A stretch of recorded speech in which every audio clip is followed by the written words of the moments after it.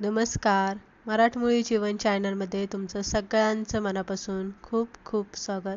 आज आपण दसऱ्याच्या थाळीमध्ये गोडाधोडाचा पदार्थ काय बनवायचा असा जर तुम्हाला प्रश्न पडला असेल तर अगदी सोप्पा आणि स्वीटच्या दुकानात एकदम महागडा भेटणारा पदार्थ बनवतोय तो म्हणजे सीताफळ रबडी किंवा सीताफळ बासुंदी. त्यासाठी इथे सीताफळं घेतलेली, सीताफळं चांगली पिकलेली घ्यायची आहे आणि आतमधनं जास्त बिलबिलीत झालेली घ्यायची नाही, तर कडकच पाहिजे पण चांगली पिकलेली पाहिजे.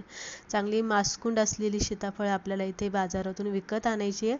त्यानंतर 2 लिटर इथे म्हशीचं दूध घेतलेलं आहे. म्हशीचंच दूध शक्यतो घ्यायचं बासुंदी बनवताना.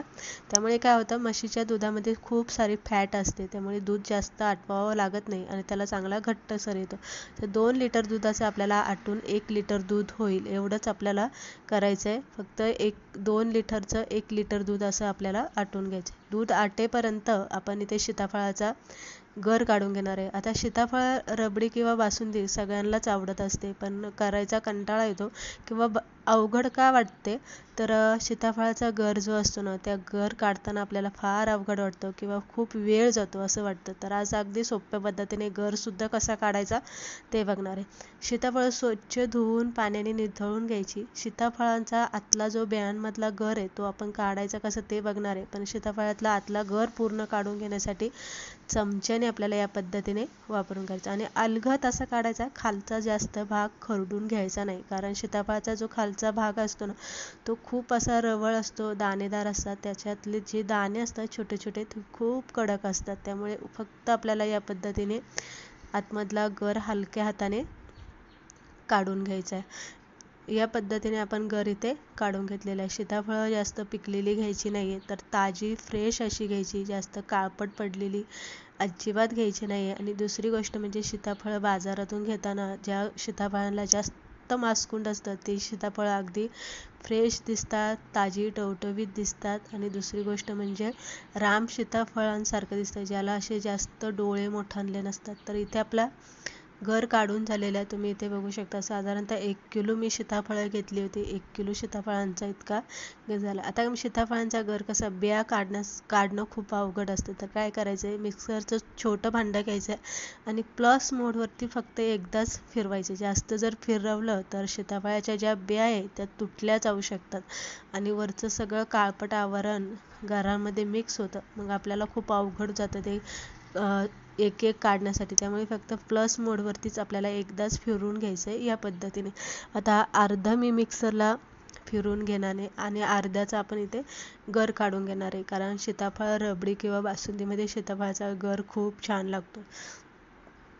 बघू शकताय बी जे आहे ना, बी ते तुम्हाला इथे दिसत असेल.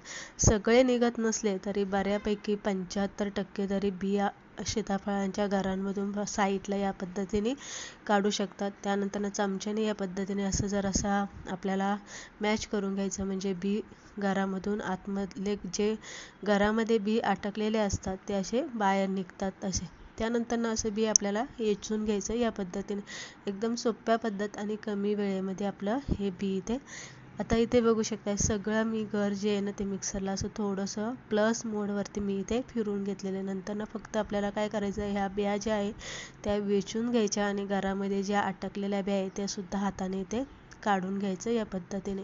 एकदम सोपी पद्धत आहे. त्यानंतर आपलं गर काढून झाला की काय करायचं आहे, बासुंदी आपली बनत आली. तर इथे तुम्ही बघू शकता दूध आपलं आटत आलेलं आहे. यामध्ये तुम्हाला केसर घालायचं असेल, ड्रायफ्रूटचे पातळ काप घालायचे असेल तर तुम्ही ह्या स्टेजला घालू शकता. गर बनवून झालेला आहे. गर बनवून झाला की लगेच फ्रीजमध्ये झाकण ठेवून ठेवायचा, कारण सीताफळाचा गर जर तुम्ही असा काढून बाहेर ठेवला तर लगेच तो काळपट होतो. आणि साखर आपल्याला किती गोड पाहिजे त्यानुसार आपल्याला इथे साखर लागणार आहे. तर इथे तुम्ही बघू शकता दूध आपलं आटलं गेलेलं आहे.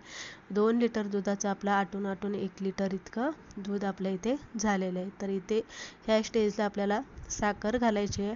आणि जर तुमच्याकडे काजू बदाम पिस्ता नसेल किंवा केशर नसेल तर मसाला दुधाची जी पावडर असते ना, ती मसाला दुधाची पावडर तुम्ही यामध्ये 2 चमचे घातले तरी छान असा त्याचा केसरचा कलर येतो आणि चवसुद्धा खूप छान लागतं. तर इथे मी अर्धा चमचा विलायची पावडर घालून घेतलेली आहे. दूध व्यवस्थित ढवळून घ्यायचं. सीताफळ रबडी बनवताना दूध जास्त आटवायचं नाही, घट्टसर असं करायचं नाही, तर अगदी याच पद्धतीने आपल्याला इथे पातळ ठेवायचे. साखर घालून घेतली की फक्त एक उकळी काढून घ्यायची, 2-3 मिनटं दूध तसंच उकळतं ठेवायचं.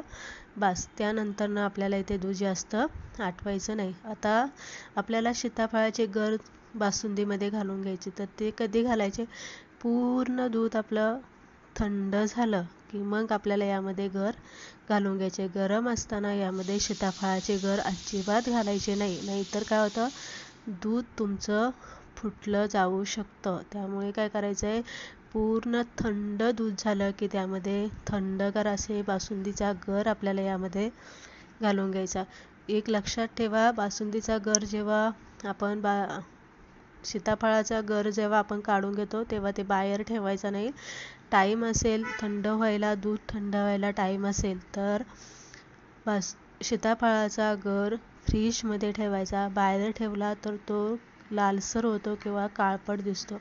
इथे आपण दुधामध्ये गर घालून घेतलेला आहे. छान अशी घट्टसर पांढरं शुभ्र अशी आपली सीताफळ रबडी इथे बनून तयार झालेली आहे. छान असे थंड करायला ठेवायची. थंड झाल्याच्या नंतर ती आणखी घट्ट होते, म्हणून आपल्याला दूध जास्त आटवायचं नाही.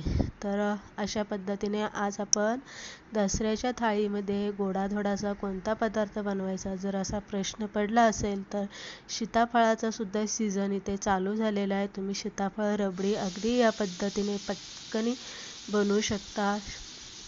रेसिपी तुम्हाला कशी वाटली हे कमेंट करून सांगा, आणि आवडली असेल लाईक करा, शेअर करा.